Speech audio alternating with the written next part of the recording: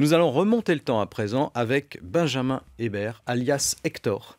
C'est ça, c'est le nom de mon blog, ça s'appelle La Gazette d'Hector. La Gazette d'Hector, donc vous êtes toujours passionné des années 50 et 60, donc du vintage, et en particulier des États-Unis. Vous avez donc ce blog sur Internet, La Gazette d'Hector. D'ailleurs, vous nous avez envoyé une très belle carte de vœux, Benjamin, Merci. qui est voilà, pleine de belles images des années 50 et 60, et une formule que j'aime beaucoup, restons vintage. Tout à fait. Voilà. Donc en 2017, vous restez vintage. Je reste vintage. Le passé a de l'avenir, comme on dit. Le passé a de l'avenir, excellent cette formule.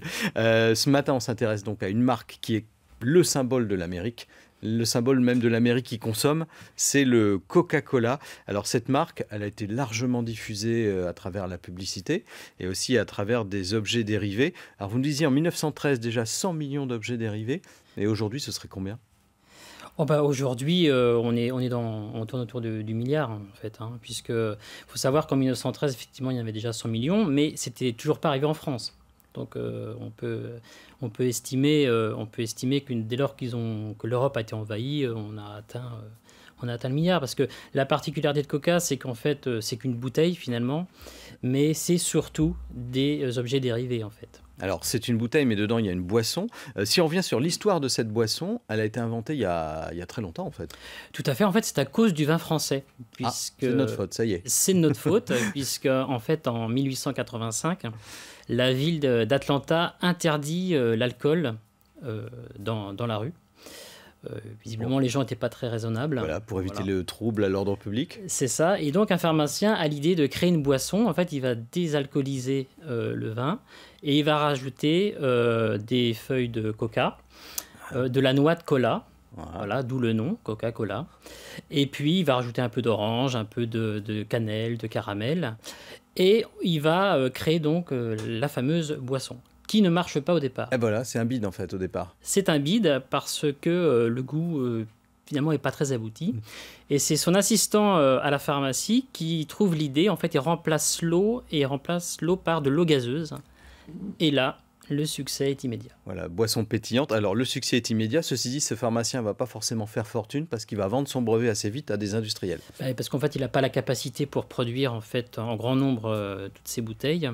Donc effectivement, les businessmen américains prennent le dessus. Voilà, ils ont flairé le bon filon. Alors, ce qu'il faut savoir, c'est qu'aujourd'hui, on connaît bien la bouteille de Coca avec sa forme particulière. Et là, vous en avez une qui n'a pas la forme qu'on connaît. Alors, ça, effectivement, c'est une réédition qui est parue en 1990. C'est la forme originelle de la bouteille Coca-Cola. Voilà.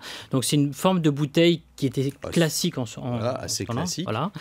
Et c'est en 1915, que un souffleur de verre gagne le concours.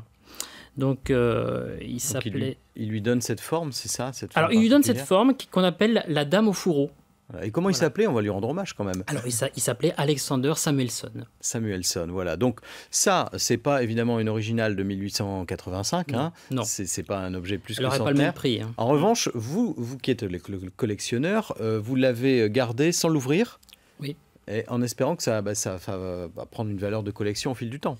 C'est ça, c'est comme le vin finalement. Alors je pense que c'est pas très bon. Je ne sais pas si on va boire le coca dans 30 ou 40 ans dans cette bouteille. Je pense pas non plus, mais voilà. Après, c'est pour que l'objet reste collector finalement, il faut pas y toucher. Voilà, faut pas y toucher, donc on l'ouvre pas, on ne le boit pas, sinon c'est beaucoup moins intéressant. Alors dans les collections, il y a beaucoup de cartes postales, d'affiches, de visuels, parce que chez Coca, ils étaient quand même très forts pour les publicités.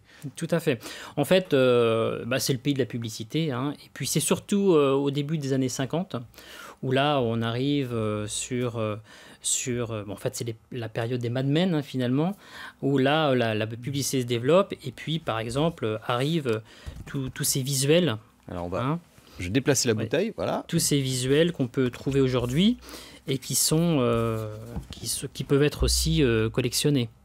Donc il y en a.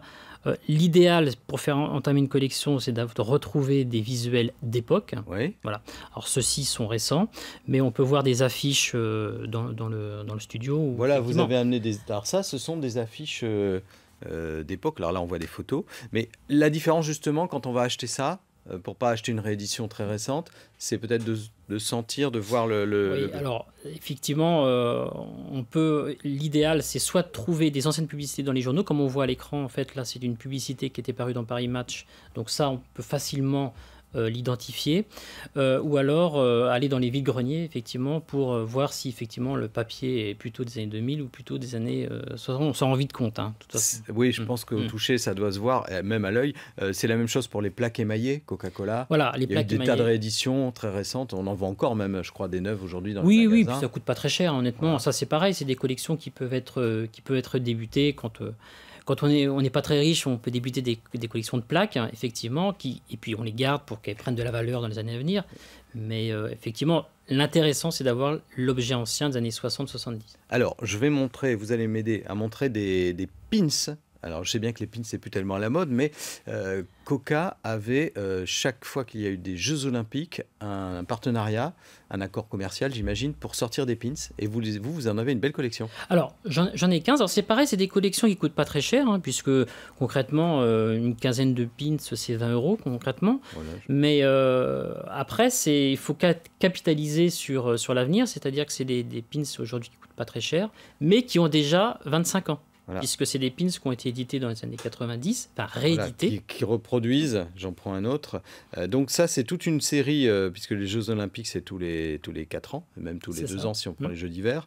Et Coca-Cola continue d'ailleurs, les Jeux Olympiques ? Continue, effectivement, avec d'autres marques moins diététiques. Mais après, effectivement, alors là, on voit à l'écran, effectivement, l'équipe de France en 1952 à Helsinki, qui est sur le stand Coca, justement. Alors, vous nous avez amené des photos également. Alors là, c'est des objets beaucoup plus gros et beaucoup plus encombrants, puisque ce sont aux États-Unis les camions Coca-Cola, parce qu'il faut savoir que là-bas, en fait, c'est comme le camion de lait, le camion Coca. Exactement. En fait, la particularité, c'est que le Coca a été distribué dans les foyers. En fait, comme chez nous, le lait a été distribué. Et donc, des camions circulaient et puis vendaient avec des fontaines du Coca-Cola. Trouver un camion Coca-Cola, ça doit sans doute être très cher. En revanche, il y a des objets usuels qui existent dans les années 50, 60, 70, qui sont les glacières Coca-Cola. Et ça se trouve en collection et c'est pas si cher. Non, c'est pas si cher. Enfin, c'est pas si cher. En fait, c'est entre 300 et 400 € quand même. Voilà, j'en ai trouvé sur Internet hier. Hein, je me suis promené, j'en ai vu entre 250 et 400 € effectivement. Donc des glacières Coca-Cola d'époque. D'époque, et donc qui peuvent soit servir de déco ou soit servir tout court comme glacières, puisqu'en fait, elles sont encore... Alors ça, c'est un peu gros, c'est un distributeur, je pense. Oui. La glacière, c'est le modèle pour que les gens amènent leur Coca-Cola quand pour ils le pique-nique, etc. Se balader. Il y a aussi des objets, voilà, on voit une glacière. Alors ça, c'est ce que j'ai vu sur Internet hier. Voilà, ça. Alors aux États-Unis, il faut savoir que les gens, tous ces objets, pour eux, c'est vraiment courant, quoi. C'est même pas de la collection. C'est ça, c'est-à-dire qu'en fait, Coca-Cola, en fait, pour les Européens, c'est des vrais objets de collection.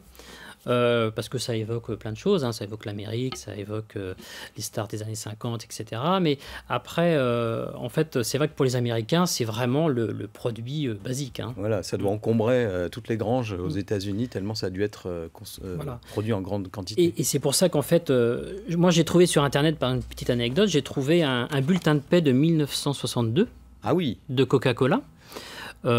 Mais c'est pareil, aux États-Unis on en trouve des milliers, mais c'est vrai que c'est beaucoup plus rare en Europe. Voilà. 175 $ pour un mois de travail au mois d'août en 1962. Donc c'était un peu le bon porteur. Hein. Il y avait aussi un objet, mais là c'est beaucoup plus rare, que vous aviez préparé en photo. C'est une fontaine à Coca-Cola, mais là c'était plus pour les professionnels. Et pour l'instant vous n'en avez pas trouvé, vous? Non, alors c'est un objet que je cherche effectivement depuis un certain temps. Je ne trouve pas, donc j'ai questionné des professionnels pour savoir si effectivement ils en avaient vu passer. Donc celle-ci qui est magnifique, hein, qui a été redessinée par Raymond Loewy, qui est un designer franco-américain à qui on doit la ligne des voitures Studebaker notamment. Ah oui, pas n'importe qui donc, mais c'est vrai que c'est très design.